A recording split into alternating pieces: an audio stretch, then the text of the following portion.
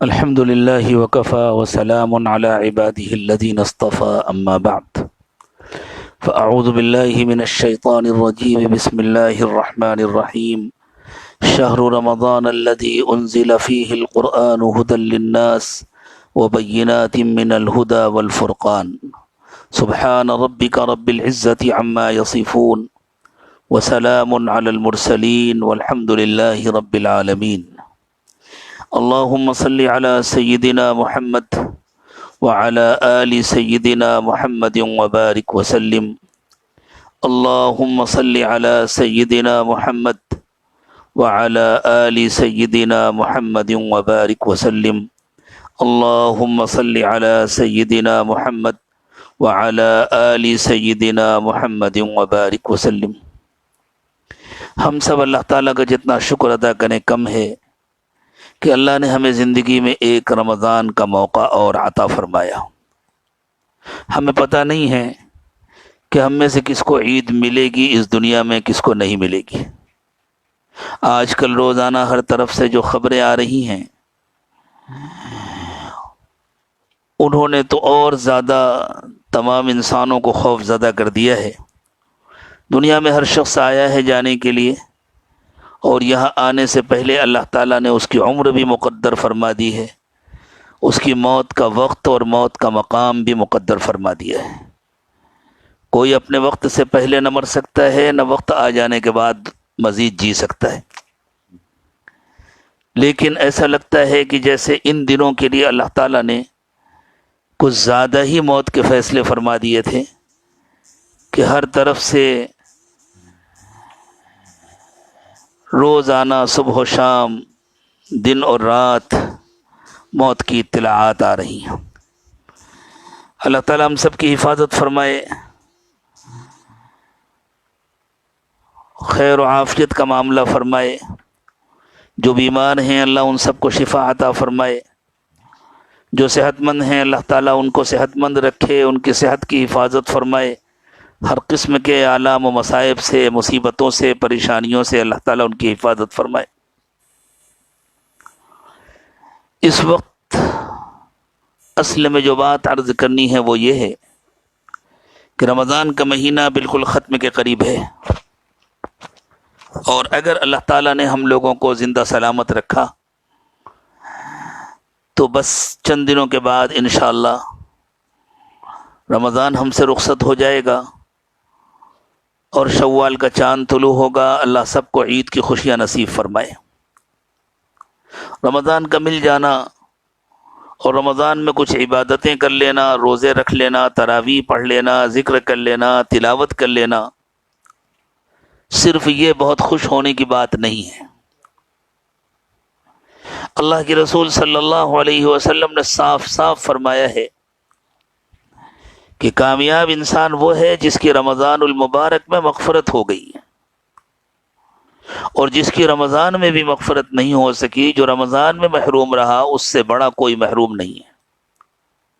اللہ اس محرومی سے ہم سب کی حفاظت فرمائے۔ ہمیں کچھ پتہ نہیں ہے کہ رمضان المبارک میں ہماری مغفرت ہوئی یا نہیں ہوئی، ہمارے اعمال قبول ہوئے یا نہیں ہوئے۔ اس لیے ضرورت اس کی ہے کہ اللہ تعالیٰ نے ہمیں جن نیکیوں کی توفیق عطا فرمائی ہے ان پر ہم جتنا شکر ادا کریں، شکر بھی ضروری ہے، اتنا ہی بلکہ اس سے زیادہ ہمارے دل میں ڈر بھی ہو۔ ہر وقت اس کا ڈر لگا رہے کہ پتہ نہیں ہماری نیکیاں قبول ہوئیں یا نہیں ہوئیں، پتہ نہیں ہماری مغفرت ہوئی یا نہیں ہوئی۔ اس لیے کہ ہم میں سے کسی کو نہیں معلوم کہ کب ملک الموت آئیں گے اور اچانک اس کی روح نکال کر پروردگار عالم کے دربار میں پیش کر دیں گے، جہاں اللہ تعالیٰ ہم سے یہ نہیں پوچھیں گے کہ تم نے دنیا میں کتنا کمایا تھا، کتنا کھایا تھا، کیسا گھر بنایا تھا، کتنی بلڈنگیں بنائی تھیں، کیسی گاڑی لی تھی، تمہارا کتنا بینک بیلنس تھا، تمہارا کتنا کاروبار تھا، کتنا مال چھوڑ کر کے آئے۔ ہم سے یہ سوال نہیں ہوگا،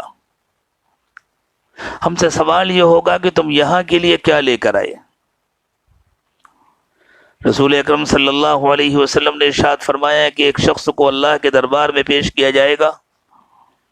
اللہ تعالیٰ اس سے پوچھیں گے کہ میں نے تجھے دنیا میں بھیجا تھا، میں نے تجھے مال دیا تھا، تو نے کیا کیا؟ وہ کہے گا اے اللہ میں نے خوب محنت کی، مال کو خوب بڑھایا، خوب کاروبار کیا،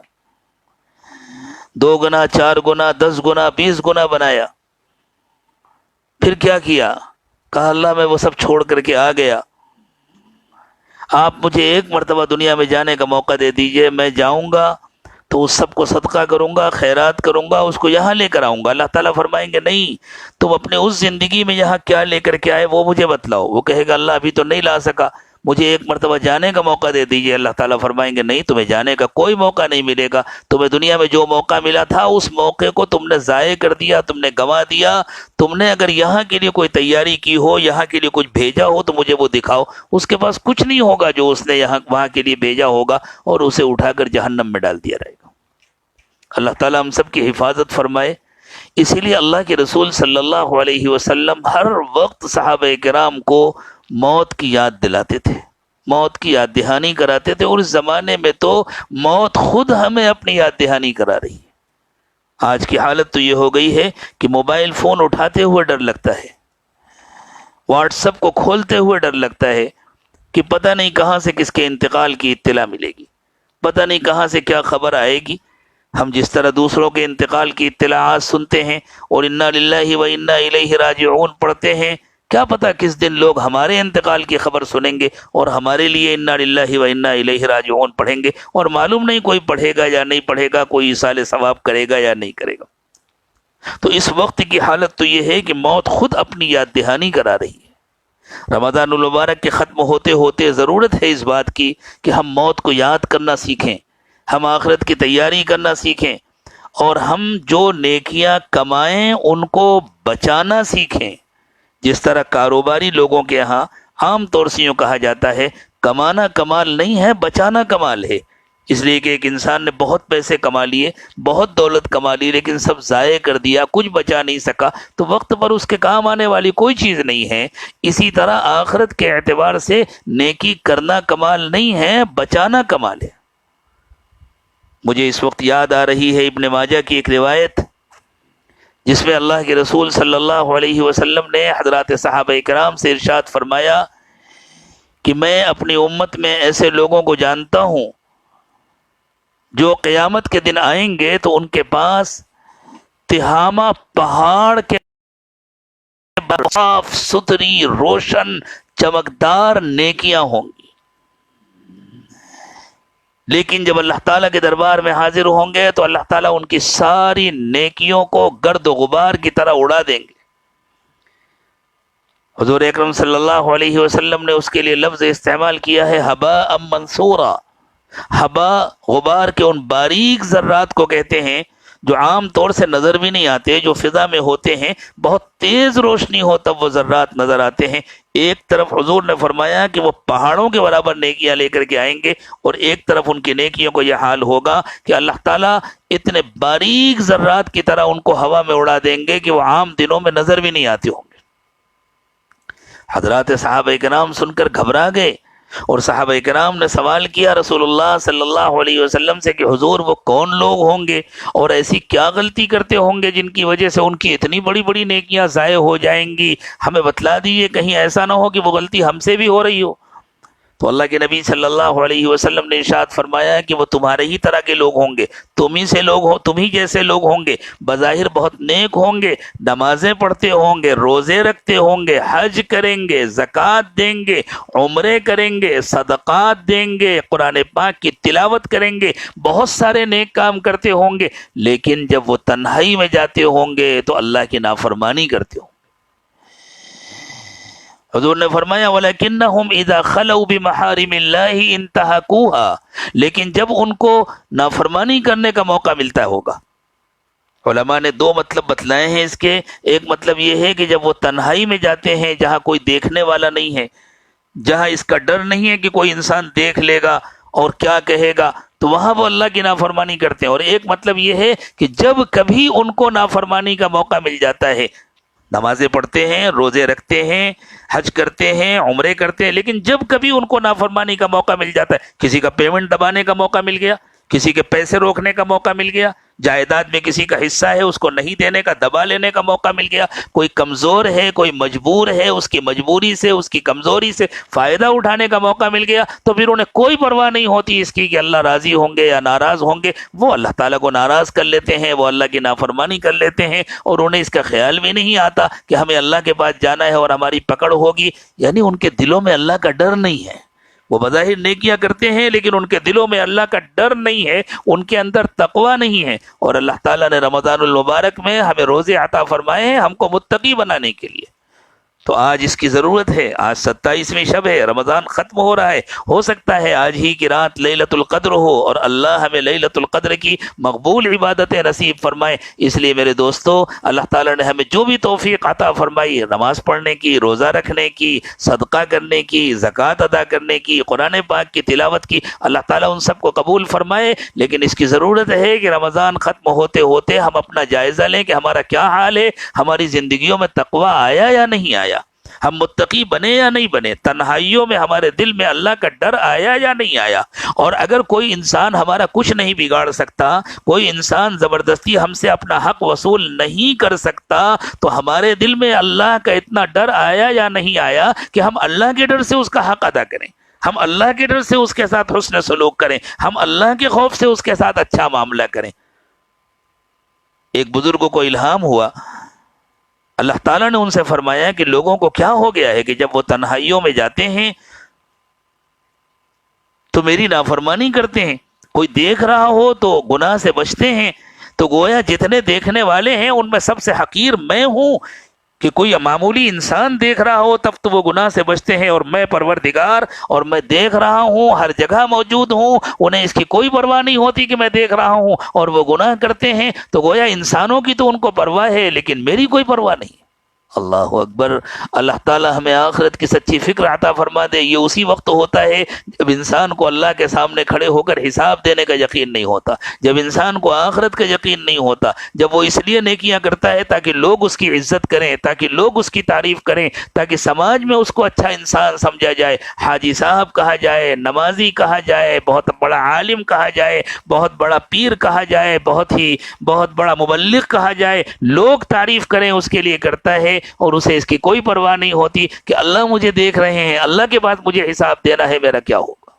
اللہ تعالی ہم سب کو موت کی فکر عطا فرما دے، اور اللہ تعالی ہم سب کو آخرت کی فکر عطا فرما دے۔ اللہ کے رسول صلی اللہ علیہ وسلم نے ایک مرتبہ ارشاد فرمایا کہ قیامت کے دن کوئی انسان بھی اپنے عمل سے جنت میں نہیں جاؤں گا، فرمایا حتیٰ کہ میں بھی، کوئی انسان اپنے عمل سے جنت میں نہیں جائے گا، فرمایا حتیٰ کہ میں بھی اپنے عمل کی وجہ سے جنت میں نہیں جاؤں گا، کسی کا عمل اس قابل نہیں ہوگا کہ وہ اسے جنت میں لے جائے، جو جنت میں جائے گا اللہ کے فضل سے جائے گا۔ اللہ تعالی ہمیں اپنا اتنا ڈر عطا فرما دے، اتنا خوف عطا فرما دے کہ بس اس ڈر کے نتیجے میں ہم پر اللہ تعالیٰ کو پیار آ جائے، اللہ تعالیٰ کو رحم آ جائے، اور اللہ قیامت کے دن یوں کہیں کہ یہ میرا بندہ مجھ سے ڈرتا تھا، اب میں اس کو جہنم میں ڈال کر کے مزید نہیں ڈراؤں گا، اب میں اس کو ہمیشہ کی خوشیاں نصیب کروں گا، ہمیشہ کے لیے اس کو جنت میں بھیجوں گا۔ اللہ تعالی ہمیں ایسا بناتے ہیں۔ اس لیے ضرورت اس بات کی ہے کہ ہم اپنی موت کو یاد کریں، اور ہم یہ دیکھیں کہ اللہ کے رسول صلی اللہ علیہ وسلم کس طرح موت کو یاد کیا کرتے تھے،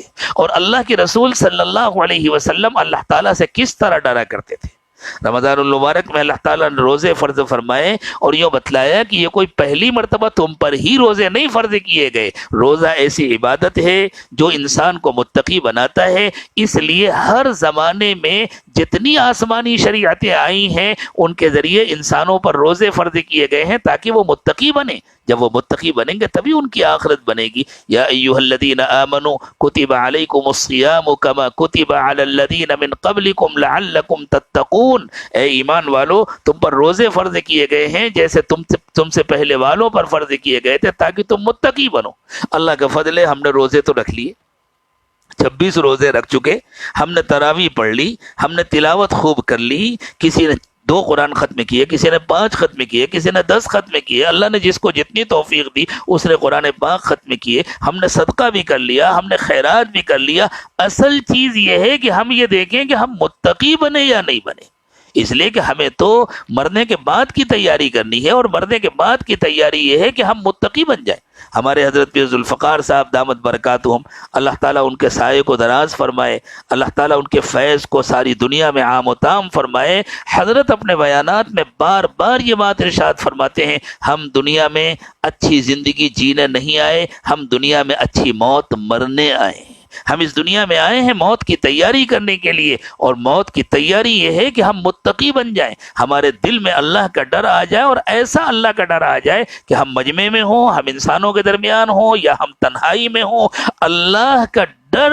ہمیں اللہ کی نافرمانی سے روک دے۔ اللہ کے رسول صلی اللہ علیہ وسلم اپنے اس ڈر کے سلسلے میں اللہ تعالیٰ سے ایک بڑی عجیب دعا مانگا کرتے تھے۔ حضور اکرم صلی اللہ علیہ وسلم اللہ تعالیٰ سے بھیک مانگتے تھے، اللہم اقسم لی من خشیتک ما تحول به بینی و بین معصیتک، اللہ میرے دل میں اپنا اتنا ڈر پیدا کر دیجئے کہ اگر کبھی آپ کی نافرمانی کا موقع ملے تو آپ کا ڈر مجھے آپ کی نافرمانی نہ کرنے دے، آپ کا خوف مجھے آپ کی نافرمانی نہ کرنے دے، اللہ تعالیٰ میرے دل میں اپنا اتنا ڈر پیدا فرما دیجئے۔ تو ہمیں اس کا جائزہ لینا چاہیے کہ ہمارے دلوں میں اللہ کا ڈر آیا یا نہیں آیا، ہماری زندگی میں تقوی آیا یا نہیں آیا، ہمیں موت کی یاد آئی یا نہیں آئی ہے۔ جب انسان موت کو بھول جاتا ہے تو دنیا سے اس کا بہت دل لگ جاتا ہے، پھر اس کی بڑی بڑی لمبی لمبی آرزویں ہوتی ہیں، لمبی لمبی تمنائیں ہوتی ہیں، ایسی بلڈنگ بن جائے، ایسی گاڑی آ جائے، ایسا کارخانہ ہو جائے،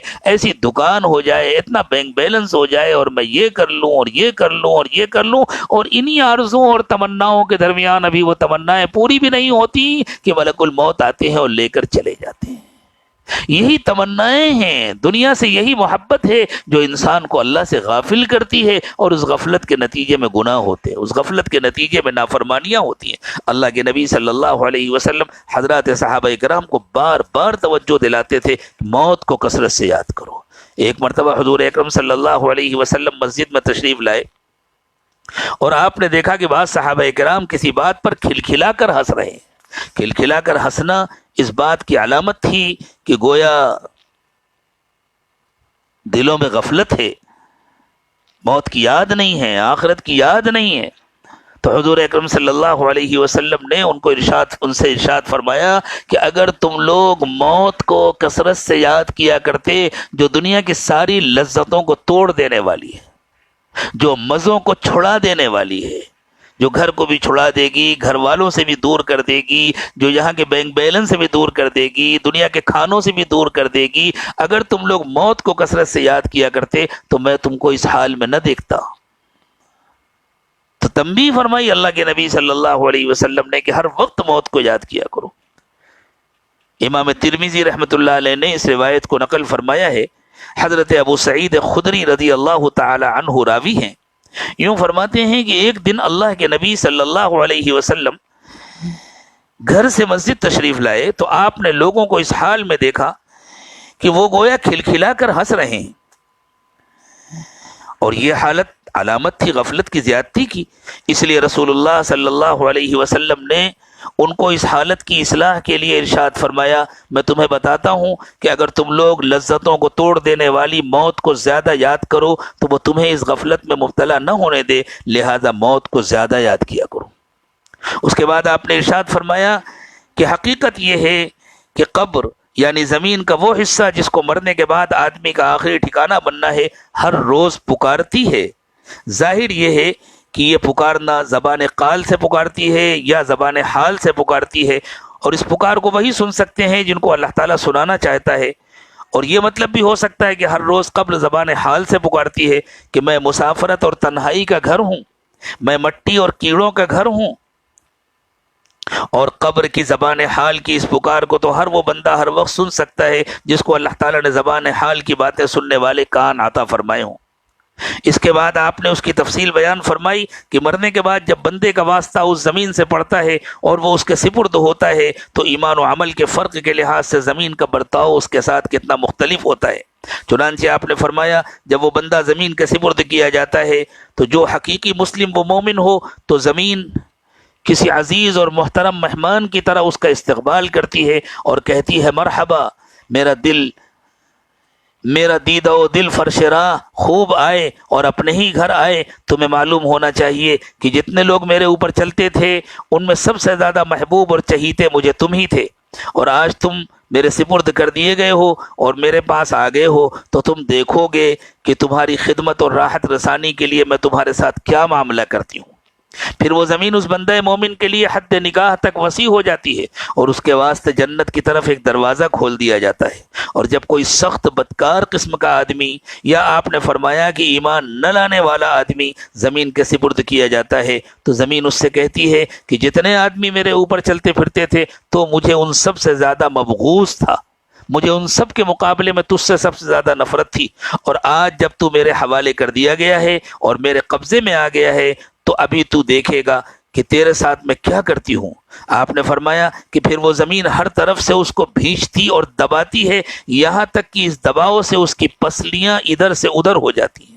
حضرت ابو سعید خدری کا بیان ہے کہ حضور اکرم صلی اللہ علیہ وسلم نے اپنے ہاتھوں کی انگلیاں یوں ایک دوسرے کے اندر داخل کر کے بتلایا کہ وہ قبر ایسے دباتی ہے کہ بدن کے اندر کی، سینے کے اندر کی جو پسلیاں ہیں وہ یوں ایک دوسرے کے اندر گھس جاتی ہیں. اس کے بعد فرمایا پھر اس پر 70 اژدہے مسلط کر دیے جاتے ہیں جن میں سے ایک اگر زمین میں پھنکار مارے تو رہتی دنیا تک وہ زمین کوئی سبزہ نہ اگائے. پھر یہ اژدہے اسے برابر کاٹتے نوچتے رہیں گے یہاں تک کہ قیامت اور حشر کے بعد وہ حساب کے مقام تک پہنچا دیا جائے. ابو سعید خدری بیان کرتے ہیں کہ اور حضور اکرم صلی اللہ علیہ وسلم نے یہ بھی فرمایا کہ اس کے علاوہ کچھ نہیں کہ قبر یا تو جنت کے باغیچوں میں سے ایک باغیچہ ہے یا دوزخ کے خندقوں میں سے ایک خندق ہے. ہم سوچے ہم میں سے ہر ایک کو قبر میں جانا ہے، ہم نے اپنے قبر کے لیے کیا تیاری کی، ہم نے اپنی قبر کو جنت کی کیاری بنانے کے لیے کیا تیاری کی. ہمیں رمضان کا جو وقت باقی رہ گیا ہے اسی کے اندر تیاری کرنی ہے، اسی میں ہم کو سچی پکی توبہ کرنی ہے، اسی میں اللہ تعالیٰ کو منانا ہے اور اللہ کو راضی کرنا ہے، اس لیے کہ جس کی رمضان میں مغفرت نہ ہو سکی اس سے بڑا محروم کوئی نہیں ہے. صحابہ کرام فرماتے ہیں کہ ایک مرتبہ اللہ کے نبی صلی اللہ علیہ وسلم خطبہ دینے کے لیے تشریف لائے. آپ نے لوگوں سے کہا ممبر کے قریب ہو جاؤ، اور جب آپ ممبر پر چڑھنے لگے تو پہلی سیڑھی پر آپ نے قدم رکھا تو فرمایا آمین، دوسری سیڑھی پر قدم رکھا تو فرمایا آمین، تیسری سیڑھی پر قدم رکھا تو فرمایا آمین. خطبے اور نماز کے بعد حضرات صحابہ کرام نے عرض کیا کہ حضور آج ہم نے ایک نئی بات سنی ہے جو اس سے پہلے کبھی نہیں سنی تھی. یہ آپ کا معمول نہیں تھا کہ آپ اس طرح سیڑھی پر چڑھتے ہوئے آمین کہا کرتے. تو آپ نے فرمایا کہ ہاں حضرت جبریل آئے تھے اور انہوں نے 3 بددعائیں کی، اور بعض روایات سے معلوم ہوتا ہے کہ انہوں نے خود کہا کہ میں جو دعا کر رہا ہوں اس پر آپ آمین کہیں. وہ 3 بددعائیں ہیں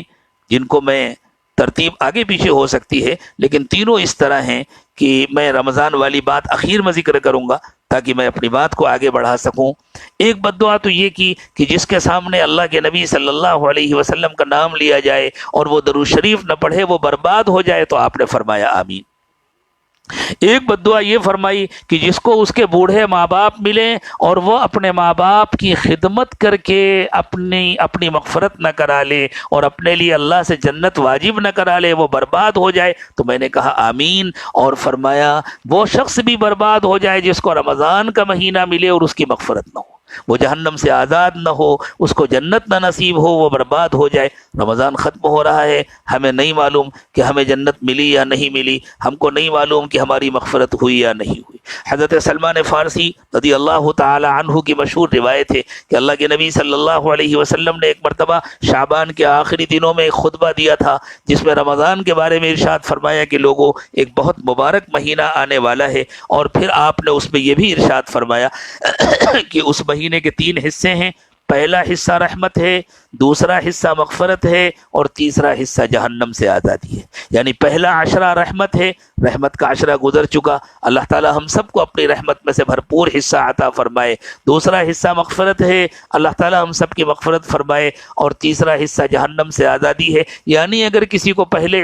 حصے میں رحمت نہیں مل سکی اس کے گناہوں کی وجہ سے، اس کی بدعمالیوں کی وجہ سے، اس کی نیکیوں کی کمی کی وجہ سے، اور گناہ اتنے زیادہ تھے کہ دوسرے عشرے کی نیکیوں کے باوجود اس کی مغفرت نہیں ہو سکی تو کم از کم تیسرے عشرے میں اس کو جہنم سے آزاد کر دیا جاتا ہے، اگر اللہ تعالیٰ کو اس نے راضی کر لیا، اگر اس نے اللہ کو بنا لیا۔ پہلا حصہ بھی گزر گیا، دوسرا حصہ بھی گزر گیا، تیسرا حصہ چل رہا ہے اور وہ بھی ختم کے قریب آ گیا ہے۔ ہم دعوے سے نہیں کہہ سکتے کہ ہمیں رحمت مل گئی اور ہمیں مغفرت مل گئی، ہم سب کو خوب معلوم ہے ہمارا کیا حال ہے، ہمارا ظاہر کیسا ہے، ہمارا باطن کیسا ہے۔ اللہ ہمیں اپنے آپ پر رونے کی توفیق عطا فرمائے، اللہ تعالیٰ ہمیں اپنے آپ پر آنسو بہانے کی توفیق عطا فرمائے، اللہ سچی عاجزی اور مسکنت نصیب فرمائے۔ لیکن ہمیں اب اتنی محنت کرنی چاہیے اور ایسی سچی پکی توبہ کرنی چاہیے کہ اللہ تعالیٰ کم از کم ہمیں جہنم سے آزاد کر دے۔ جو جہنم سے آزاد ہو گیا اسے سب سے بڑی کامیابی مل گئی۔ فمن زحزح عن النار وادخل الجنہ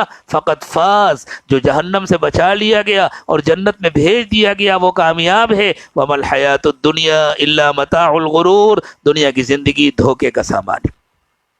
حضور اکرم صلی اللہ علیہ وسلم بار بار صحابہ کرام کو آخرت کے حالات یاد دلاتے تھے، اور یہ تو اللہ تعالیٰ کا کرم ہے کہ اللہ نے پردے ڈالے ہوئے ہیں اور ہمیں آخرت کے حالات دکھائے نہیں جاتے، اس لیے کہ اللہ تعالیٰ چاہتے ہیں کہ ہم دنیا میں رہیں تو دنیا کو برت سکیں، دنیا کو استعمال کر سکیں، دنیا باقی رہے، یہاں کا کاروبار چلتا رہے، یہاں بچوں کی پیدائش ہوتی رہے، ان کی تربیت ہوتی رہے، اور بچوں کی پیدائش کے لیے ضروری ہے کہ لوگ نکاح کے بندھن میں بنتے رہیں، لوگوں کے گھر آباد رہیں، اس لیے اللہ تعالیٰ نے آخرت کے حالات پر پردے ڈال رکھیں۔ ورنہ اگر آج اللہ پردے ہٹا دیں اور ہمیں آخرت کی ایک جھلک دکھا دی جائے تو نہ ہمیں کاروبار یاد رہے، نہ ہمیں کھانا پینا یاد رہے، نہ ہمیں اپنے بال بچے یاد رہیں، نہ ہمیں اپنے دنیا کے گھر اچھے لگے، ہم تو شاید ہم گریبان پھاڑ کر کے سینہ کھول کر کے روتے اور چیختے ہوئے جنگل میں چلے جائیں اور شاید اپنے ہوش و حواس باقی نہ رکھ سکیں۔ اس لیے اللہ تعالیٰ کا کرم ہے کہ اللہ تعالیٰ نے پردے ڈالے ہوئے، لیکن ضرورت اس کی ہے کہ حضور اکرم صلی اللہ علیہ وسلم نے پردے کے پیچھے کے جو حالات بتلائے ہیں ہم ان کو بار بار یاد کریں، اتنا یاد کریں کہ دنیا کی دلچسپی ہم سے اللہ کی نافرمانی نہ کرا سکے۔ اللہ تعالیٰ نے یہ حکم نہیں دیا کہ تم دنیا کو چھوڑ دو، لیکن یہ فرمایا دنیا کی اس محبت سے بچو جو تم سے اللہ کی نافرمانی کرائے۔ دنیا کی ایسی محبت جو انسان سے اللہ کی نافرمانی کرائے وہ مصیبت ہے، وہ لعنت ہے۔ اللہ تعالیٰ اس لعنت سے ہماری حفاظت فرمائے، اللہ تعالیٰ اس مصیبت سے ہماری حفاظت فرمائے۔ حضرت ابو ہریرہ رضی اللہ تعالی عنہ ارشاد فرماتے کہ حضور اکرم صلی اللہ علیہ وسلم نے ارشاد فرمایا والذی نفسی بیدہ لو تعلمون ما اعلم لبکیتم کثیرا ولضحکتم قلیلا۔ امام بخاری نے اس روایت کو نقل فرمایا ہے۔ حضرت ابو ہریرہ فرماتے ہیں کہ اللہ کے نبی صلی اللہ علیہ وسلم نے ارشاد فرمایا اس ذات کی قسم جس کے قبضے میں میری جان ہے، آخرت کے جو حالات مجھے معلوم ہیں اگر وہ تم کو معلوم ہو جائیں تو تمہاری ہنسی غائب ہو جائے، رو رو کر تمہارا برا حال ہو جائے، تم ہنسنا بھول جاؤ، تم ہر وقت روتے رہو۔ لیکن اللہ تعالیٰ نے وہ سارے حالات تمام انسانوں کو نہیں بتلائے۔ اللہ ہمیں توفیق دے کہ ہم آخرت کو خوب یاد کریں، ہم اپنی موت کو ہر وقت یاد رکھیں اور ہر وقت اپنی موت کی تیاری میں لگے رہیں، ہر وقت اس کی فکر میں لگے رہیں کہ ہمیں اللہ کے پاس جانا ہے، ہمارا کیا ہوگا۔ اللہ دنیا کی ایسی محبت سے ہماری حفاظت فرمائے جو ہم سے اللہ کی نافرمانی کرائے، اور اللہ تعالیٰ تنہائیوں کے گناہوں سے ہماری حفاظت فرمائے۔ موقع ملنے کے باوجود بھی ہماری گناہ کرنے کی ہمت نہ پڑے، کسی کا حق دبانے کی ہمت نہ پڑے۔ سب سے خطرناک چیز حقوق العباد ہے، اور اس زمانے میں حقوق العباد کا ڈر جیسے دل سے نکل گیا۔ جس کا پیسہ دبا کے بیٹھے ہیں تو بیٹھے ہیں، بات کر رہے ہیں تو جھوٹ بول رہے ہیں، کوئی کمزور ہے تو اس کو دبا رہے ہیں، اس کو گالیاں دے رہے ہیں، اس سے جھگڑا کر رہے ہیں۔ اللہ کے نبی صلی اللہ علیہ وسلم نے فرمایا اللہ تعالیٰ اپنا جو حق چاہیں گے معاف کر دیں گے، لیکن بندوں کا حق اللہ معاف نہیں فرمائیں گے جب تک وہ بندہ نہ معاف کرے جس کا حق ہے۔ ایک مرتبہ حضور اکرم صلی اللہ علیہ وسلم نے صحابہ کرام سے پوچھا کہ بتلاؤ مفلس کسے کہتے ہیں؟ صحابہ کرام نے عرض کیا کہ حضور ہم تو مفلس اس کو کہتے ہیں جس کے پاس پیسے نہ ہو، جس کے گھر میں سامان نہ ہو، کھانے پینے کا انتظام نہ ہو۔ حضور نے فرمایا مفلس وہ شخص ہوگا جو قیامت کے دن آئے گا تو نیکیوں کے پہاڑ لے کر کے آئے گا، بڑی مقدار میں نیکیاں لے کر کے آئے گا، لیکن اس نے بندوں کے حقوق بہت دبائے ہوں گے، لوگوں کا دل بہت دکھایا ہوگا، کسی سے جھگڑا کیا، کسی کو گالی دی، کسی سے جھوٹ بولا، کسی سے وعدہ خلافی کی، کسی کا دل دکھایا، کسی کے پیسے دبائے، کسی کا حق وقت پر نہیں ادا کیا۔ یوں سمجھا جاتا ہے ہم نے دے تو دیا، ارے وقت پر دینا ضروری ہے، تم نے وقت پر کیوں نہیں دیا؟ تو اگر کسی کا حق وقت پر ادا نہیں کیا تو پھر وہ سارے حقوق والے آئیں گے اور اپنا اپنا حق مانگنا شروع کریں گے، اور اللہ تعالیٰ فرشتوں سے فرمائیں گے کہ اس کی نیکیوں میں سے ان کا حق ادا کرنا شروع کرو۔ وہ نیکیاں تقسیم ہونا شروع ہوں گی۔ اللہ کے نبی صلی اللہ علیہ وسلم نے فرمایا حتیٰ کہ ساری نیکیاں ختم ہو جائیں گی اور حق والوں کے مطالبے ابھی ختم نہیں ہوئے ہوں گے، تو فرشتے عرض کریں گے باری تعالیٰ ابھی تو مطالبے باقی ہیں اور اس کی نیکیاں ختم ہو گئی ہیں، تو اللہ تعالیٰ فرمائیں گے اب جن لوگوں کے مطالبے باقی ہیں ان کے گناہ اس کے اوپر ڈالو، ان کے گناہ اس کے اوپر ڈالے جائیں گے، حتیٰ کہ یہ فرمایا کہ جب سارے حقوق والوں کے گناہ اس کے حصے میں ڈال دیے جائیں گے تو جتنی نیکیاں لے کر کے آیا تھا وہ سب تو ختم ہو جائیں گی، اور اس سے بہت زیادہ گناہوں کے ساتھ اسے اٹھا کر جہنم میں ڈال دیا جائے گا۔ اللہ تعالیٰ ہماری حفاظت فرمائے، ہم اپنے بارے میں فیصلہ کرے۔ تقوی یہ ہے کہ ہمارا ظاہر و باطن یکساں ہو جائے، ہر وقت ہمارے دل میں اللہ کا اتنا ڈر آ جائے کہ اللہ کی نافرمانی کرنے کی ہماری ہمت نہ پڑے، اور کبھی انسان ہونے کی وجہ سے اچانک بغیر ارادے کے، بغیر کسی منصوبے کے، اگر اچانک بشری تقاضے کی وجہ سے کوئی غلطی ہو جائے، کوئی گناہ ہو جائے، تو ہم فوراً توبہ کریں، فوراً اللہ تعالیٰ کو منائیں، فوراً اللہ سے معافی مانگیں، اور پھر سے یہ طے کریں کہ آئندہ ہمیں کبھی اللہ کی نافرمانی نہیں کرنی۔ اللہ ہم سب کو ایسا تقوی نصیب فرمائے۔ امام احمد، امام ترمذی اور امام ابن ماجہ نے اس روایت کو نقل کیا ہے۔ حضرت ابو ذر غفاری رضی اللہ تعالی عنہ راوی ہیں، ارشاد فرماتے ہیں قال رسول اللہ صلی اللہ علیہ وسلم انی ارى ما لا ترون واسمع ما لا تسمعون، لوگو میں ان چیزوں کو دیکھتا ہوں جن کو تم نہیں دیکھتے، میں ان آوازوں کو سنتا ہوں جن کو تم نہیں سنتے۔ اطت السماء وحق لها ان تئط، آسمان چڑچڑا رہا ہے اور اسے چڑچڑانا بھی چاہیے۔ چڑچڑانا کس کو کہتے ہیں؟ جیسے کسی چارپائی پر کوئی بیٹھے تو اس سے آواز نکلتی تھی، بوجھ کی زیادتی کی وجہ سے اس کو چڑچڑانا کہتے ہیں۔ تو آسمان گویا ایسا لگ رہا ہے کہ بوجھ کی زیادتی کی وجہ سے آسمان ٹوٹا جا رہا ہے، آسمان سے آواز آ رہی ہے۔ والذی نفسی بیدہ ما فیہا موضع 4 اصابع الا وملک واضع جبہتہ ساجدا للہ، آسمان میں 4 انگلی کے برابر بھی کوئی جگہ نہیں ہے جس میں کوئی نہ کوئی فرشتہ اللہ کے آگے سجدہ ریز نہ ہو۔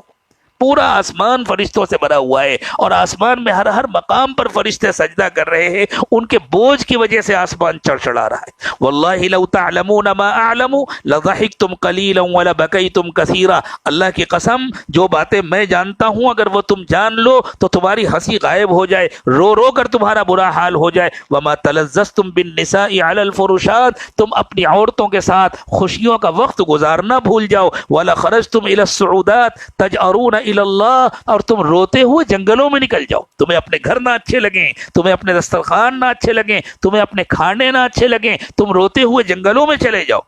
حضرت ابو ذر رضی اللہ تعالی عنہ جب اس روایت کو بیان فرماتے تھے تو روتے روتے فرماتے تھے یا لیتنی کنت شجرۃ تعضد، کاش کہ میں کوئی درخت ہوتا جسے کاٹ کر پھینک دیا جاتا اور اس کا حساب نہ ہوتا۔ ہمیں اللہ نے انسان بنایا ہے، ہمیں اللہ نے اشرف المخلوقات بنایا ہے، ہم اس پر اللہ کا جتنا شکر ادا کریں کم ہے، لیکن چونکہ ہم انسان ہیں تو اللہ ہمارا حساب بھی لینے والے ہیں، ہمیں اللہ کے پاس جا کر حساب دینا ہے۔ شکر کا تقاضا یہ ہے کہ ہم اس حساب کی تیاری کریں، ہم ہر وقت اس کی فکر کریں کہ ہم اللہ کے پاس جائیں گے تو ہمارا کیا بنے گا۔ اللہ اکبر۔ اللہ کے نبی صلی اللہ علیہ وسلم رات کے آخری پہر میں قیامت کو یاد کرتے تھے، موت کو یاد کرتے تھے۔ موت کے سلسلے میں اللہ کے نبی صلی اللہ علیہ وسلم نے ارشاد فرمایا من مات فقد قامت قیامتہ، جس کی موت آ گئی اس کی تو قیامت آ گئی، اس لیے کہ جب اللہ چاہیں گے تب زمین اور آسمان کا خاتمہ ہوگا، جب اللہ چاہیں گے تب پہاڑوں کو ختم کریں گے، تب ساری مخلوق کو ختم کریں گے، لیکن جو اس دنیا سے آ کر چلا گیا اس کی تو قیامت آ گئی نا۔ اب چاہے جتنے دن تک دنیا باقی رہے، اس کو اللہ تعالیٰ نے آخرت بنانے کا اور اپنی قبر کو جنت کی کیاری بنانے کا اور اپنے کو جنتی بنانے کا جو موقع دیا تھا وہ ختم ہو گیا۔ حضرت ابی ابن کعب رضی اللہ تعالی عنہ ارشاد فرماتے ہیں کان النبی صلی اللہ علیہ وسلم اذا ذهب ثلث الليل قام فقال يا ايها الناس اذكروا الله جاءت الراجفة تتبعها الرادفة جاء الموت بما فيه، جب رات کا 2/3 حصہ گزر جاتا تھا تو اللہ کے نبی صلی اللہ علیہ وسلم خود اٹھتے اور فرماتے لوگوں اٹھو اللہ کو یاد کرو، لوگوں اٹھو اللہ کو کو یاد کرو، قریب آ گیا ہے ہلا ڈالنے والا، یعنی قیامت کا بھونچال، یعنی نفخہ اولا، پہلی سور پھونکے جانے کا وقت، اور اس کے پیچھے آ رہا ہے دوسرا نفخہ۔ موت ان سب احوال کو لے کر سر پر آ چکی ہے جو اس کے ساتھ آتے ہیں۔ موت بہت قریب آ گئی۔ حضور رات کے وقت میں جو فرماتے تھے بس موت بہت قریب آ گئی، اور ساری مصیبتوں کے ساتھ، ان سارے حالات کے ساتھ، اس لیے کہ موت آئی اور دنیا کی مہلت ختم ہو گئی، موت آئی اور زندگی ختم ہو گئی، موت آئی اور عمل کرنے کا موقع ختم ہو گیا، موت آئی اور آگے اگر انسان نے اللہ کو راضی نہیں کیا تو مصیبتیں ہی مصیبتیں ہیں، اور اگر کوئی اللہ کو راضی کر کے گیا تو راحتیں ہی راحتیں ہیں۔ تو موت آ رہی ہے اپنے تمام متعلقات کے ساتھ، اپنے تمام مضمرات کے ساتھ، موت سر پر آ چکی ہے۔ اللہ کے نبی صلی اللہ علیہ وسلم اس طرح حضرات اپنے گھر والوں کو یاد دہانی فرماتے تھے۔ رات کا 2/3 حصہ گزرنے کے بعد حضور اکرم صلی اللہ علیہ وسلم اس طرح یاد دہانی فرماتے تھے۔ اور سوچیں ہمیں اللہ کے سامنے کیسے عاجز بن کر مانگنا چاہیے، اپنی کمزوری کا کس طرح اعتراف کرنا چاہیے، اور جو شخص اللہ کے سامنے اپنی کمزوری کا اعتراف کرتا ہے وہ بندوں سے بڑی بڑی باتیں نہیں کرتا، وہ تکبر کی باتیں نہیں کرتا، وہ عجب اور کبر کی باتیں نہیں کرتا۔ یہ جو ہمارے اندر بڑائی آتی ہے نا، مال کی وجہ سے، حسن و جمال کی وجہ سے، تعلیم کی وجہ سے، اقتدار کی وجہ سے، کوئی معمولی سا الیکشن جیت لینے کے نتیجے میں، معمولی سی کہیں عزت مل جانے کے نتیجے میں ہمارے پیر گویا زمین پر نہیں پڑتے، اور ہم نامعلوم اپنے آپ کو کیا سمجھنے لگتے ہیں، چند پیسے آ جاتے ہیں تو ہم انسانوں کو حقارت کی نظر سے دیکھنے لگتے ہیں۔ یہ تبھی ہوتا ہے جب ہم اپنی حیثیت کو بھول جاتے ہیں، جب ہم اپنی حیثیت کو فراموش کر دیتے ہیں، جب ہمیں یاد نہیں رہتا کہ ہم کتنے کمزور ہیں اور ہمارا رب کتنا طاقتور ہے، اور ہمیں اللہ کے پاس جا کر اپنی زندگی کا حساب دینا ہے۔ جس کو اللہ کی یاد آتی ہے، جو یاد رکھتا ہے کہ میں کتنا کمزور ہوں، وہ کبھی اپنے کو کسی سے بڑا نہیں سمجھتا، وہ کبھی عجب کی اور کبر کی باتیں نہیں کرتا، وہ کبھی بڑی بڑی باتیں نہیں کرتا، وہ کبھی کسی کو ذلیل نہیں کرتا، وہ کبھی کسی پر ظلم نہیں کرتا، وہ تصور نہیں کر سکتا ظلم کرنے کا۔ اللہ کے نبی صلی اللہ علیہ وسلم سے زیادہ بلند مقام کس کا ہو سکتا ہے؟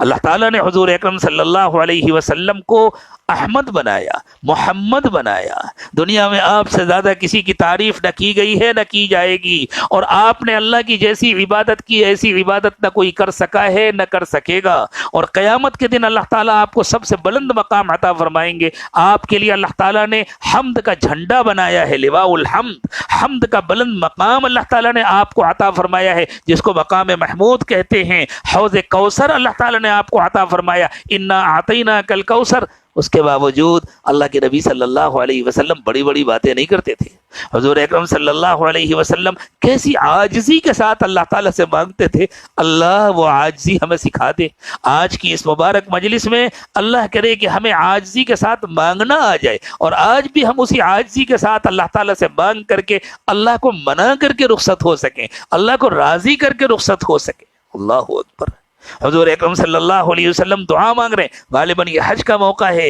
اور عرفات کا میدان ہے، اور اللہ کے نبی صلی اللہ علیہ وسلم دعا مانگ رہے ہیں۔ آپ اس سے اندازہ لگائیے کہ حضور اکرم صلی اللہ علیہ وسلم کو اللہ تعالیٰ نے اپنی کیسی معرفت عطا فرمائی تھی، کیسی پہچان عطا فرمائی تھی، اور جتنی انسان کو اللہ کی معرفت حاصل ہوتی ہے اتنی اس کے اندر عبدیت آتی ہے، اتنی اس کے اندر بندگی آتی ہے، اتنی اس کے اندر عاجزی آتی ہے۔ آپ فرما رہے ہیں اللہم انک تسمع کلامی وترى مکانی وتعلم سری وعلانیتی لا يخفى علیک شیء من امری وانا البائس الفقیر المستغیث المستجیر الوجل المشفق المقر المعترف بذنبی اسألک مسألة المسکین وابتہل الیک ابتہال المذنب الذلیل وادعوک دعاء الخائف الضریر دعاء من خضعت لک رغبته وفاض لك عبرته وذل لك جسمه ورغم لك أنفه اللهم لا تجعلني بدعائك شقيا وكن بي رؤوفا رحيما يا خير المسؤولين ويا خير المعطين۔ آپ مانگ رہے ہیں اللہ تو میری بات کو سنتا ہے، میری جگہ کو دیکھتا ہے، اور میرے پوشیدہ اور ظاہر کو جانتا ہے، تجھ سے میری کوئی بات چھپی نہیں رہ سکتی۔ میں مصیبت زدہ ہوں، محتاج ہوں، فریادی ہوں، پناہ جو ہوں، پریشان ہوں، ہراساں ہوں، اپنے گناہوں کا اقرار کرنے والا ہوں۔ وہ کہہ رہے ہیں جو معصوم پیدا ہوئے، جن کے نام اعمال میں کوئی گناہ نہیں ہے، جن سے گناہ ہو نہیں سکتا، شیطان جن سے اپنی مرضی کا کوئی کام کرا اٹھا نہیں سکتا، اور وہ اعتراف کر رہے اللہ میں پریشان ہوں، میں آپ کی پناہ لینے کے لیے آیا ہوں، اللہ میں اپنے گناہوں کا اقرار کر رہا ہوں، اعتراف کرتا ہوں، اللہ تیرے آگے سوالی بن کر کھڑا ہوں، اللہ ایسے سوال کر رہا ہوں جیسے کوئی بے کس سوال کرتا ہے، اللہ تیرے آگے گڑ گڑا رہا ہوں جیسے کوئی گنہگار ذلیل و خوار گڑ گڑاتا ہے، تجھ سے طلب کر رہا ہوں جیسے کوئی خوف زدہ آفت رسیدہ طلب کرتا ہے، اور جیسے وہ شخص طلب کرتا ہے جس کی گردن تیرے سامنے جھکی ہو اور جس کے آنسو بہ رہے ہوں اور تن بدن سے وہ تیرے آگے فروتنی کیے ہو اور اپنی ناک تیرے سامنے رگڑ رہا ہو۔ اللہ تو مجھے اپنی دعا مانگنے میں ناکام نہ رکھ، اور میرے حق میں بڑا مہربان نہایت رحم کرنے والا ہو جا، اے سب مانگنے والوں سے بہتر، اور اے سب دینے والوں، اے سب مانگے جانے والوں سے بہتر، اور اے سب دینے والوں سے اچھے۔ اللہ اکبر! غور کریں، پھر سے غور کریں، کیا کہہ رہے ہیں اللہ کے نبی صلی اللہ علیہ وسلم؟ انا البائس الفقیر، میں بہت محتاج ہوں اللہ، المستغیث، میں آپ کے در پر پناہ لینے آیا ہوں، المستجیر، میں بہت پریشان حال ہوں، الوجل المشفق المقر المعترف بذنبی، میں گھبرایا ہوا ہوں، ڈرتے ڈرتے آیا ہوں اللہ میں بہت گھبرایا ہوا ہوں، ڈرتے ڈرتے آیا ہوں، آپ کے سوا کہیں پناہ نہیں ملنے والی، مجھے نہیں معلوم آپ اپنے دربار میں مجھے پناہ دیں گے یا نہیں دیں گے، آپ مجھے اپنا بنائیں گے یا نہیں بنائیں گے، اللہ اس کا ڈر ہے، کہیں آپ نے بھی قبول نہیں کیا تو میں کہاں جاؤں گا اللہ، مجھے کوئی پناہ دینے والا نہیں ہے، مجھے کسی در سے بھیک ملنے والی نہیں ہے، اللہ یہ کہہ کر واپس نہ کر دیجیے گا کہ اپنے آپ کو دیکھو اور اپنے نام اعمال کو دیکھو اور اپنے گناہوں کو دیکھو۔ کون کہہ رہا ہے یہ؟ امام الانبیاء فرما رہے ہیں اللہ یہ کہہ کر واپس نہ کر دیجیے گا کہ اپنے نام اعمال کو دیکھو۔ ہماری اور تمہاری کیا حیثیت ہے؟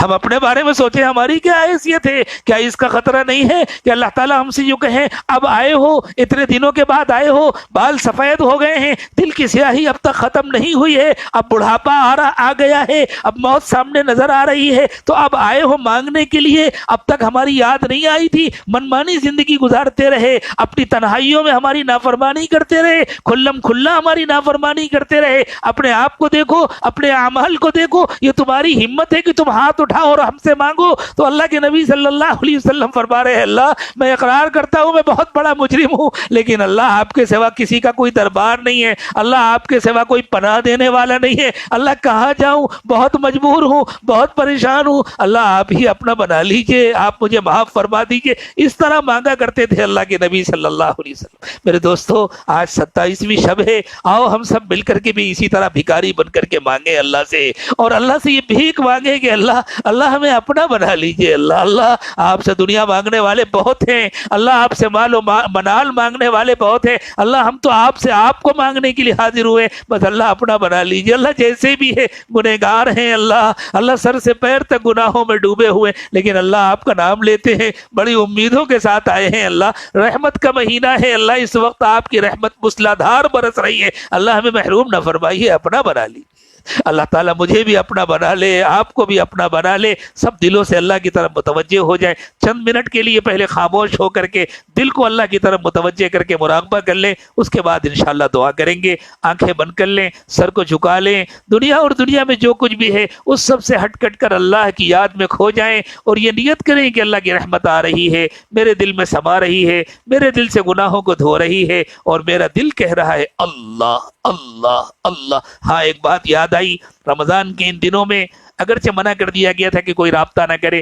لیکن بار بار کہیں سے فون آ رہے تھے، کہیں سے پیغام آ رہا تھا کہ ہم سلسلے میں داخل ہونا چاہتے ہیں، بیعت کرنا چاہتے ہیں۔ جو لوگ یہ پیغام دے رہے تھے اور جو لوگ سلسلے میں داخل ہونے کے خواہش مند ہیں، اگر وہ اس وقت آن لائن ہوں اور اس بیان میں شریک ہوں، مرد ہوں یا عورتیں ہوں، تو وہ سب پہلے سلسلے میں داخل ہونے کے لیے توبہ کے کلمات پڑھ لیں، اس کے بعد انشاءاللہ مراقبہ کریں گے۔ ساتھ ساتھ پڑھے بسم اللہ الرحمن الرحیم، لا الہ الا اللہ محمد الرسول اللہ صلی اللہ علیہ وسلم، آمنت باللہ وملائکتہ وکتبہ ورسلہ والیوم الآخر والقدر خیرہ وشرہ من اللہ تعالی والبعث بعد الموت، آمنت باللہ کما ہوا باسمائہ وصفاتہ وقبلت جمیع احکامہ، اشہد ان لا الہ الا اللہ واشہد ان محمدا عبدہ ورسولہ، استغفر اللہ ربی من كل ذنب وأتوب إليه برحمتك یا ارحم الراحمین۔ معمولات کے کارڈ یا تو آن لائن بعد میں واٹس ایپ پر منگا لیں، جو پرانے ساتھی ہیں ان سے حاصل کر لیں، اور معمولات کی خوب پابندی کریں، برابر رابطہ رکھیں، کم از کم مہینے میں ایک مرتبہ اپنے حالات کی اطلاع کریں، ظاہر اور باطن کو یکساں بنانے کی کوشش کریں، اپنی زندگی میں تقوی لائیں، گناہوں سے بچنے کی حتی الامکان کوشش کریں، اور اگر نفس اور شیطان کے دباؤ میں آ کر کبھی غلطی سے کوئی گناہ ہو جائے تو توبہ کرنے میں بالکل دیر نہ کریں، آنسو بہائیں، روئیں، گڑ گڑائیں اور اللہ تعالیٰ سے معافی مانگیں۔ اب مراقبہ کر لیں، آنکھیں بند کر لیں، سر کو جھکا لیں، پورا دھیان اللہ کی طرف کریں، پورا دل پر توجہ رکھیں اور دل کو اللہ کی طرف متوجہ کریں، اور یہ نیت کریں کہ اللہ کی رحمت آ رہی ہے، میرے دل میں سما رہی ہے، میرے دل سے گناہوں کو دھو رہی ہے، اور میرا دل کہہ رہا ہے اللہ اللہ اللہ۔ زبان سے اللہ اللہ نہ کہے، بس یہ نیت کریں کہ دل اللہ اللہ کہہ رہا ہے اور ہم سن رہے ہیں۔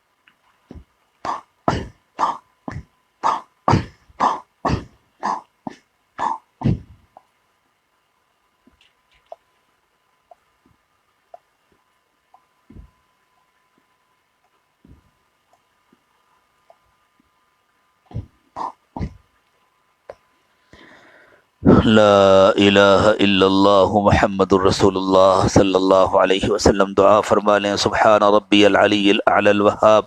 اللہم صلی علی سیدنا محمد وعلی آل سیدنا محمد وبارک وسلم۔ ربنا ظلمنا انفسنا وان لم تغفر لنا وترحمنا لنکونن من الخاسرین۔ ربنا ظلمنا انفسنا وان لم تغفر لنا وترحمنا لنکونن من الخاسرین۔ ربنا ظلمنا انفسنا وان لم تغفر لنا وترحمنا لنكونن من الخاسرين۔ رب اغفر وارحم وانت خير الراحمين۔ رب اغفر وارحم وتجاوز عما تعلم انك انت الاعز الاکرم۔ پروردگار عالم، دنیا کے حالات پکار پکار کر بتلا رہے ہیں کہ آپ ہم سے بہت ناراض ہو گئے۔ اللہ، ہم نے آپ کی بہت نافرمانی ابھی تو کی ہے، اللہ اللہ اللہ، آپ نے شیطان کو بہت ڈھیل دے دی، اللہ اللہ، ہم سب شیطان کے لپیٹے میں آ گئے، اللہ شیطان نے پوری دنیا کو بے حیائیوں سے بھر دیا، اللہ اللہ اللہ، آپ کا غصہ، اللہ آپ کا غصہ ظاہر ہو رہا ہے، اللہ آپ کا جلال ظاہر ہو رہا ہے، اللہ اللہ، ہر طرف سے موت کی خبریں آ رہی ہیں، اللہ انسانوں پر آپ کا عذاب مسلط ہے، اللہ ہم آپ کے کمزور بندے ہیں، اللہ سب کی طرف سے معافی مانگ رہے ہیں، اللہ سب کی طرف سے معافی مانگ رہے ہیں، اللہ دنیا کے تمام انسانوں کی طرف سے معافی مانگ رہے ہیں، اللہ معاف فرما دیجیے، اللہ معاف فرما دیجئے، اللہ ہم آپ کا کچھ نہیں بگاڑ سکتے، اللہ اللہ ہم آپ کا کوئی نقصان نہیں کر سکتے، اللہ ہم آپ کو زبردستی نہیں روک سکتے، اللہ ہم زبردستی کر کے آپ کے فیصلے نہیں بدلوا سکتے، اللہ مہربانی فرما دیجیے، پیارے اللہ مہربانی فرما دیجئے، اللہ مہربانی فرما دیجئے، اللہ ہم اقراری مجرم ہیں، بہت کمزور ہے، بہت بے بس ہے، اللہ اللہ بہت کمزور ہے، اللہ ساری دنیا سے مایوس ہو کر آپ کے در پر حاضر ہے، اللہ یہ کہہ کر واپس نہ کر دیجئے گا کہ اپنے اعمال کو دیکھو، اپنے اعمال کو دیکھو، اپنی تنہائیوں کو دیکھو، اپنے گناہوں کو دیکھو، کیا منہ لے کر آئے ہو، کیسے ہمت ہوئی تمہاری ہاتھ اٹھانے کی، اللہ اللہ اللہ ہمارے اعمال تو بہت برے ہیں، اللہ اللہ آپ کے نیک بندے آپ کے پاس آتے ہیں تو اپنی نیکیاں لے کر آتے ہیں، اپنا تقوی لے کر آتے ہیں، اپنی عبادتیں لے کر آتے ہیں، اللہ ہم اپنے گناہوں کی گٹھری لاد کر لائے ہیں، اللہ گناہوں کا بوجھ لے کر آئے ہیں، لیکن اللہ اللہ آپ کے سوا تو ہمارا کوئی رب نہیں ہے، اللہ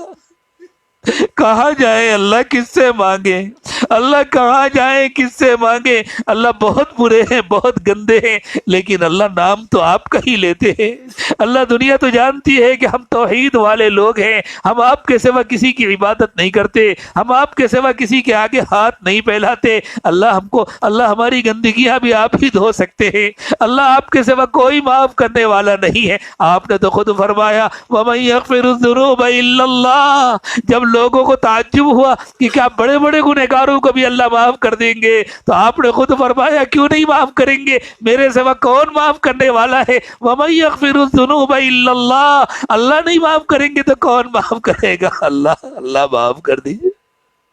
اللہ معاف کر دیجئے، اللہ معاف فرما دیجئے، اللہ اپنا بنا لیجئے۔ اللہ اگر کوئی چھوٹا سا بچہ اپنی نادانی کی وجہ سے اپنی گندگی اپنے بدن پر مل لیتا ہے، اپنے کپڑوں پر مل لیتا ہے اور گندگی میں لتڑا ہوا پڑا رہتا ہے، لوگوں کو دیکھ کر گھن آتی ہے، نفرت کر کے نکل جاتے ہیں، لیکن اللہ اس کی ماں اس سے نفرت نہیں کرتی، اس کی ماں کو اسے دیکھ کر گھن نہیں آتی، اسے دیکھ کر کے حیرت ہوتی ہے میرا پیارا بچہ اتنا گندا ہو گیا، اتنی گندگی لگا لی، کتنا ناسمجھ ہے، کتنا نادان ہے۔ وہ اسے اٹھا کر لے جاتی ہے، نہلاتی ہے، دھلاتی ہے، پاک و صاف کرتی ہے اور پھر اپنے سینے سے لگا لیتی ہے۔ اللہ دنیا میں جتنی مائیں محبت کرنے والی ہے، اللہ ان کو آپ ہی نے تو محبت عطا فرمائی ہے۔ اللہ ساری ماؤں کی محبت جمع کر دی جائے تو وہ آپ کی رحمت کے ایک قطرے کے برابر بھی نہیں ہو سکتی، آپ کی محبت کا مقابلہ نہیں کر سکتی۔ اللہ ساری دنیا کی ماؤں سے زیادہ محبت کرنے والے اللہ،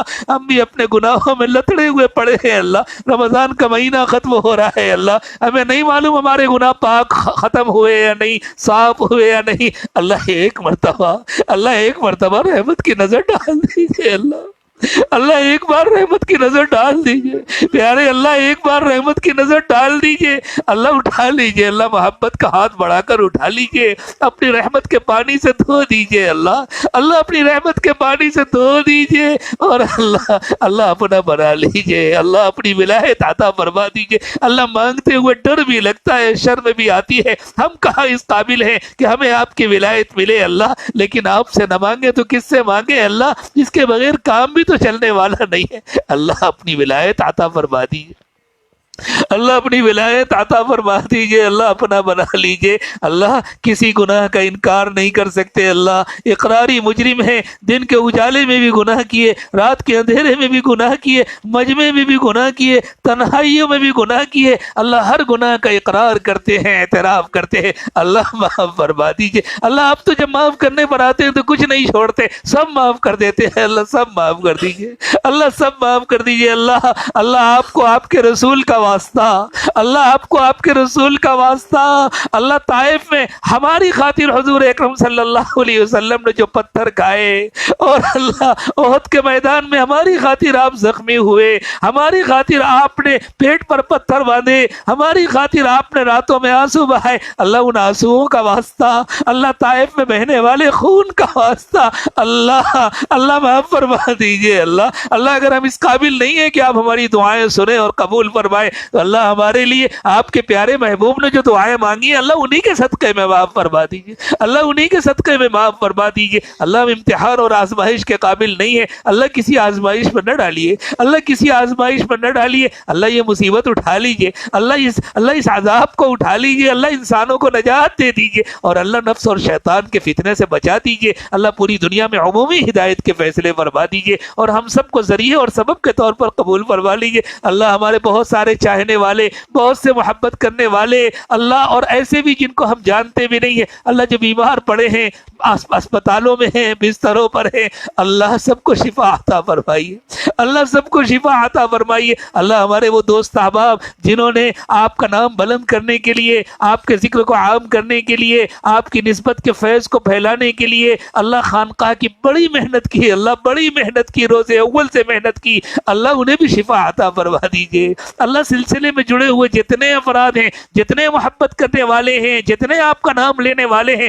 اللہ ان سب کی حفاظت فرمائیے۔ اللہ ان میں جو بیمار ہیں ان کو کامل شفا عطا فرمائیے۔ اللہ جو آپ کو پیارے ہو چکے ان سب کی مغفرت فرما دیجئے، ان کے گھر والوں کو صبر جمیل عطا فرمائیے۔ اللہ ان کے گھر والوں کو صبر جمیل عطا فرمائیے۔ اللہ ان کے گھر والوں کی حفاظت اور کفالت کا انتظام فرمائیے۔ اور اللہ آپ کے وہ بندے جنہوں نے اب تک آپ کو نہیں پہچانا، اللہ ہے تو وہ بھی آپ کے بندے، اللہ آپ کے تو وہ بھی بندے ہیں، اللہ وہ بھی تو آپ ہی کے بندے ہیں، اور اللہ آپ نے ان کو بھی تو اسی محبت سے پیدا کیا ہے جس محبت سے ہم انسانوں کو پیدا کیا ہے۔ اللہ انہیں بھی جہنم سے بچا دیجئے، اللہ ان کو بھی اپنی پہچان کرا دیجئے، اللہ ان کو بھی اپنی پہچان کرا دیجئے، اللہ ان کو بھی اپنی محبت اور اپنی معرفت نصیب فرما دیجئے، اور اللہ ہم فقیروں کو اس کے لیے بطور ذریعہ استعمال فرما لیجئے۔ اللہ دارالحسان کے سلسلے کو قبول فرمائیے، اللہ رحمت گروپ کی خدمات کو قبول فرمائیے، اللہ جتنی محنتیں اور جتنی خدمتیں ہو رہی ہیں سب کو قبول فرمائیے، کام کرنے والوں کو کامل اخلاص نصیب فرمائیے، اور اللہ سب کو انسانوں کی دنیا اور آخرت کی کامیابیوں کا ذریعہ بنا دیجئے، دنیا اور آخرت کی تمام تکلیفوں سے بچنے کا ذریعہ بنا دیجئے۔ اے اللہ روزی کی تنگی سے حفاظت فرمائیے، گھروں کی تنگی سے حفاظت فرمائیے، اپنے سوا کبھی کسی کا محتاج نہ بنائیے۔ اللہ دور قریب جن لوگوں نے دعاؤں کے لیے کہا یا ان کو ہم سے اچھی توقعات ہیں، محض اپنے فضل و کرم سے ان دعاؤں میں ان سب کو بھی پورا حصہ نصیب فرمائیے۔ اللہ اٹکے ہوئے کام بنا دیجئے، الجھے ہوئے کام سلجھا دیجئے، پریشانیاں دور فرما دیجئے، اللہ پریشانیاں دور فرما دیجئے، اللہ سب کو پیار و محبت کی زندگی عطا فرمائیے۔ اللہ جو بے روزگار ہیں ان کو حلال و پاکیزہ روزگار عطا فرمائیے، جو بے اولاد ہیں ان کو نیک و صالح اولاد عطا فرمائیے۔ اللہ جو اولاد والے ہیں ان کی اولادوں کو نیک و کار بنائیے، اطاعت گزار و فرما بردار بنائیے، مناسب وقت پر ان کے لیے اچھے اور مناسب رشتوں کا انتظام فرمائیے، ان کو خوشیوں بھری زندگیاں عطا فرمائیے، اللہ ان کو خوشیوں بھری زندگیاں عطا فرمائیے۔ اللہ اپنی نافرمانی سے سب کی حفاظت فرمائیے، اللہ گھروں میں جو اختلافات ہوں ان کو دور فرما دیجئے، سب کو پیار و محبت کی زندگی عطا فرمائیے، اللہ سب کو اپنی یاد نصیب فرمائیے، سب کو اپنا دھیان نصیب فرمائیے۔ اللہ آپ نے ایمان کی دولت عطا فرمائی ہے، ایمان کی حفاظت کی توفیق عطا فرمائیے، اللہ موت تک ہمارے ایمان کی حفاظت فرمائیے اللہ، اور اللہ جب آپ کا مقرر کیا ہوا موت کا وقت آئے تو ہمیں کامل ایمان کی موت عطا فرمائیے، اللہ نفاق سے ہماری حفاظت فرمائیے، اللہ نفاق سے ہماری حفاظت فرمائیے، اللہ کفر اور شرک سے ہماری حفاظت فرمائیے، اللہ قیامت تک آنے والی ہماری نسلوں کی کفر و شرک سے حفاظت فرمائیے، اللہ پوری دنیا میں امن و امان کے فیصلے فرمائیے، اللہ پوری دنیا میں امن و امان کے فیصلے فرمائیے، اللہ ظالموں کو ظلم سے روک دیجئے، اللہ ظالموں کو ظلم سے روک دیجئے، اور اللہ اگر وہ رکنے کو تیار نہ ہو تو ظلم کرنے والے ہاتھوں کو توڑ دیجئے، اللہ ظلم کرنے والے ہاتھوں کو توڑ دیجئے، اللہ ظالموں سے طاقت چھین لیجئے، اللہ ان کو بے اختیار بنا دیجئے، بے بس بنا دیجئے، اور اللہ اپنے اچھے اور نیک بندوں کو انسانوں کی خدمت کرنے اور انسانوں پر حکومت کرنے کی توفیق عطا فرمائیے۔ اللہ ہمارے ملک کی حفاظت فرمائیے، ملک میں بسنے والوں کی حفاظت فرمائیے، اللہ ملک میں بسنے والوں کی حفاظت فرمائیے، اللہ یہاں کا نظام چلانے والوں کو نیک توفیق عطا فرمائیے، ہر قسم کی برائیوں سے حفاظت فرمائیے، اور اللہ اس ملک میں بسنے والے تمام انسانوں کو اپنی محبت اور اپنی معرفت عطا فرما دیجیے، اپنی سچی پہچان عطا فرما دیجیے، اللہ ان کی دنیا بھی بنا دیجیے، ان کی آخرت بھی بنا دیجیے، اللہ آخرت کی تکلیفوں سے بھی ان کی حفاظت فرمائیے، اور اللہ جن اعمال کی وجہ سے، جن عقائد اور افکار و خیالات کی وجہ سے آخرت کی مصیبتیں انسان کو بھگتنی پڑتی ہیں، اللہ ان افکار و خیالات سے بچا کر کے اللہ ایسے افکار، ایسے اعمال، ایسے عقائد، ایسے خیالات، ایسے اعمال اور ایسا کردار سب کو نصیب فرمائیے جس سے آپ راضی ہوتے ہیں، جن سے آخرت بنتی ہے اور جن کے ذریعے سے آخرت کی منزلیں آسان ہوتی ہیں۔ اللہ جو مانگا وہ بھی عطا فرمائیے، جو مانگنا چاہیے نہیں مانگ سکے وہ بھی عطا فرمائیے، پیارے اللہ بغیر مانگے عطا فرمائیے، مانگنے کا سلیقہ عطا فرمائیے، اللہ عید کے آنے سے پہلے پہلے اللہ ہم سب کی مغفرت فرما دیجیے، اللہ ہم سب کی مغفرت فرما دیجیے، اور اللہ جیسے گھروں میں بڑے چھوٹوں کو عیدی دیتے ہیں، اللہ ہمیں عیدی میں جنت دے دیجیے، اللہ ہمیں عیدی میں جنت دے دیجئے، اللہ ہمیں عیدی میں جنت دے دیجئے، اللہ ہمیں مغفرت کے ساتھ عید کی خوشیاں نصیب فرمائیے، اور اللہ ہمیں بار بار رمضان کی مقبول عبادتیں نصیب فرمائیے، بار بار عید کی خوشیاں نصیب فرمائیے، پروردگار عالم اپنے در سے کبھی محروم نہ فرمائیے، اللہ اپنے در سے کبھی محروم نہ فرمائیے، اللہ اپنی یاد کی لذت نصیب فرما دیجئے، اللہ اپنی یاد کی لذت نصیب فرما دیجئے، اخیر شب کی مناجات کی لذت نصیب فرمائیے، ربنا تقبل منا انك انت السميع العليم وتب علينا انك انت التواب الرحيم. سبحان ربك رب العزة عما يصفون وسلام على المرسلين والحمد لله رب العالمين.